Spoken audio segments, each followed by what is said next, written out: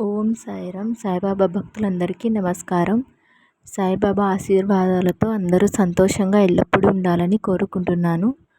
ఈరోజు బాబా గారు ఇచ్చే సందేశం ఏమనగా, ఈరోజు రాత్రి నాపై గౌరవంతో ఈ సందేశాన్ని పూర్తిగా విను. ఉదయంలోపు నీ జీవితంలో ఒక ఊహించినటువంటి అద్భుతం జరుగుతుంది. శుభవార్త ఖచ్చితంగా నీ చెవిన పడుతుంది అని బాబా గారు అయితే మనకు ఒక చక్కటి సందేశాన్ని ద్వారా మన ముందుకు వచ్చారు. బాబా గారు చెప్పినటువంటి సందేశం మీ అందరికీ నచ్చినట్లయితే వీడియో పూర్తిగా చూడండి. అమ్మా, నేను ప్రతిరోజు చెప్పుకునేవన్నీ నాకు గుర్తున్నాయి. నేను ఎప్పటికీ కూడా మర్చిపోలేదు. నీవు ఎన్నో బాధలను, ఎన్నో కష్టాలను, ప్రతి చిన్న పనిని కూడా నాకు చెప్పే చేస్తావు. ఎన్నో కష్టాలను అనుభవిస్తున్న నీకు నేను సంతోషాలను ఇవ్వలేనా చెప్పు.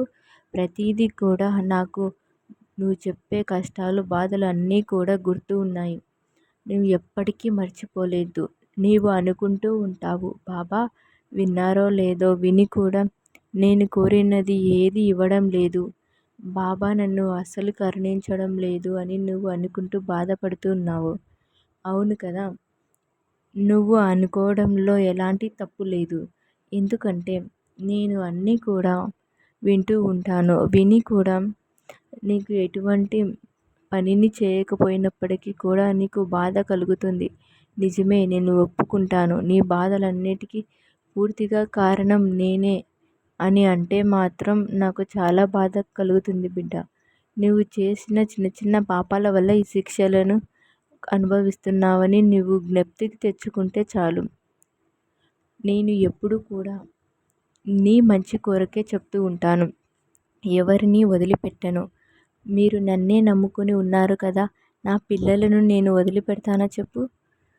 తల్లిదండ్రులు తమ పిల్లలని వదిలిపెట్టినా నేను ఎప్పటికీ కూడా వాళ్ళను వెన్నంటే ఉండి వాళ్ళని సదా రక్షిస్తూ ఉంటాను.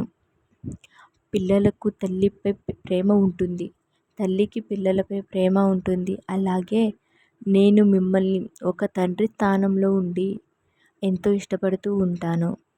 మీరందరూ కూడా నా పిల్లలే. నాకు పేద, ధనిక, కుల, మత, చిన్న పెద్ద అనే తేడా నాకు అస్సలు లేదు. నేను సర్వాంతర్యామిని. ఎక్కడ చూసినా కూడా నేను మీకు కనిపిస్తాను. అన్నీ కూడా గమనిస్తూనే ఉంటాను. నేను ఈరోజు నీకోసం మంచి కబురు చెప్పేందుకే వచ్చాను. విని ఆచరించు. సత్వరమే నీకు అవసరమైనవి అన్నీ కూడా నీకు చేరుతాయి. ఇది నువ్వు ఒక గురువారం మొదలుపెట్టు. ఏం చేస్తావంటే ప్రతి గురువారం 2 రూపాయలు తీసుకొని వాటిని ఒక ఎరుపు రంగు సంచిలో ఉంచాలి. ఇలాగా 11 గురువారాలు ఈ పరిహారం చేయాలి. ఈ 2 రూపాయలు సంచిలో వేసిన తర్వాత ఆ సంచి చేతిలో పెట్టుకొని నీకు ఏదైతే కోరిక ఉందో అది నెరవేరాలని 11 సార్లు అనుకోవాలి. అలా ప్రతి గురువారం ఇదే రీతిలో చేయాలి.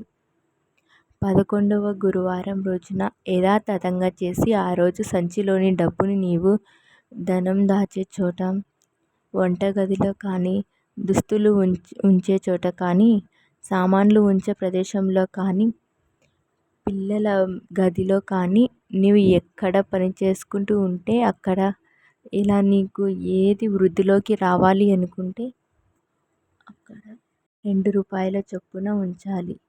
నువ్వు ప్రారంభించిన రోజు నుంచి మంచి మార్పుని నువ్వు ఖచ్చితంగా గమనిస్తావు. నీకు మొదలవుతుంది మంచి. సంచిలో రూపాయల బరువు పెరిగే కొద్దీ పరిస్థితులు అన్నీ కూడా చక్కబెడుతూ ఉంటాయి. నువ్వు ఎక్కడ 2 రూపాయలు ఉంచావో అక్కడ అభివృద్ధి నీకు మొదలవుతుంది. శ్రద్ధగా, నమ్మకంగా చేసి శుభకరమైన ఫలితాలను పొందాలని నీకు నా ఆశీస్సులను అందిస్తున్నాను. తర్వాత ఆ 2 రూపాయలను నువ్వు ఎక్కడ పని చేసుకుంటుంటే అక్కడ ఉంచుకున్న తర్వాత అలానే ఉంచాలి. ఇంకా వాటిని ఖర్చులకు కానీ, దానం ఇవ్వడం కానీ అలా ఇవ్వకుండా నీతో పాటుగానే ఉంచుకో. అలా ఉంటేనే నీకు అంతా మంచి జరుగుతుంది. ఒకవేళ నీవు దానం ఇవ్వాలనుకున్నా కూడా ఆ 11 వారాలు చేసిన తర్వాత ఆ 11 రూ. 2 నీవు దానం కూడా ఇవ్వవచ్చు. నీకు ఎప్పుడు కూడా తోడుగా ఉంటానని చెప్తూ మాటిస్తుంటాను కదా! నేను ఎప్పటికీ కూడా నా బాధ్యతను విడిచిపెట్టను. పిల్లలు దైవంతో సమానం. వారి మనసులో ఎటువంటి స్వార్థం లేకుండా, మంచి మనసుతో కల్మషం లేకుండా ఉంటుంది. ఎవరు వారిని చేరదీస్తే వారికి దగ్గరైపోతారు. కల్మషం లేని పిల్లల మనసును ఎప్పుడూ పాడు చేయకూడదు. మరి తల్లిగా ఆ బాధ్యత నీదే. ఎందుకు వారి స్వచ్ఛమైన మనసును బీజాలు నాటుతున్నావమ్మా? తోటి వారిపై ప్రేమ, దయ కలిగి ఉండాలి అని చెప్పాల్సింది నువ్వే. తల్లి మొదటి గురువే అన్న విషయం ఎప్పటికీ నువ్వు మర్చిపోవద్దు. పిల్లలను ఎప్పుడు కూడా చీదరించుకుంటూ, ఎప్పుడు పిల్లల మనసును నొప్పించుకుంటూ ఉంటే నీ జీవితం అనేది ఎలా ఉంటుంది చెప్పు? వాళ్ళకి మంచి భవిష్యత్తును అందించే బాధ్యత మొదటిగా నీదే. నీవు ఏ విధంగా అనుకుంటే పిల్లలు ఆ విధంగా తయారవుతారు. నీవు ఏ విధంగా సంతోషంగా ఉంటే పిల్లల భవిష్యత్తు కూడా చాలా సంతోషంగా ఉంటుంది. అలా కాకుండా నీవు పిల్లలను ఎప్పుడు కూడా నిందిస్తూ, కొడుతూ, తిడుతూ ఉంటే కనుక పిల్లల మనసు చాలా చంచలమైపోయి పిల్లలు నీ మాట వినకుండా చాలా దుస్థితికి గురవుతారు. అలా ఎప్పటికీ చేసుకోకుండా పిల్లలకు మంచి భవిష్యత్తు నువ్వు ఒక దారి చూపించేందుకు ప్రయత్నించాలి. ఇలా ఎందుకు చెప్తున్నానంటే నీకు అర్థమవుతుందా? నీ ప్రవర్తనను మార్చుకుంటావని. నీకు ధనం ఉంది కాబట్టి ఎవరైనా నీకు సేవ చేయాలని ఆలోచన మార్చుకో.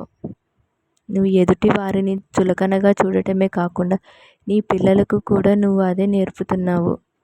నీవు ఎవరి మీద అయితే చెడుగా చెప్పి వారిని దూరం చేస్తున్నావో వారి నీడన, వారి దయా దాక్షిణ్యాలపై బ్రతికే పరిస్థితి నేను నీకు తీసుకురాలేనా? నీకు తగిన బుద్ధి చెప్పలేనా? చెప్పగలను. కానీ నీవు మారడానికి నేను నీకు ఒక అవకాశం ఇస్తున్నాను. నీకు నీ తల్లిదండ్రులు, అత్తమామలు కూడా అంతే. నీ అక్కా చెల్లెలు ఎంతో, నీ ఆడబిడ్డలు కూడా అంతే. అందరినీ సమానంగా చూసుకుంటూ పిల్లలకు మంచేదో చెడే ఏదో వివరించి చెప్పాల్సింది నువ్వే. మన వారితో కలిసి ఉంటే వచ్చే ఆనందాన్ని అనుభవించండి. పిల్లలు మనం ఎలా పెంచితే అలానే పెరుగుతారు. మంచితనం అలవాటు చేస్తే మంచి, లేకపోతే నీవు నేర్పిన చెడే నీకు వచ్చి చేరుతుంది. ఇది మాత్రం గుర్తుపెట్టుకొని పిల్లలకు ఒక మంచి దారిని చూపిస్తావని, పిల్లల భవిష్యత్తును తీర్చిదిద్దేది నువ్వే కాబట్టి పిల్లల్ని ఎప్పుడూ కూడా రక్షిస్తూ ఉంటావని నా ఆశీస్సులు నీకు తెలుపుతున్నాను అని బాబాగారు అయితే ఈరోజు మనకి చక్కటి సందేశాన్ని ఇచ్చారు.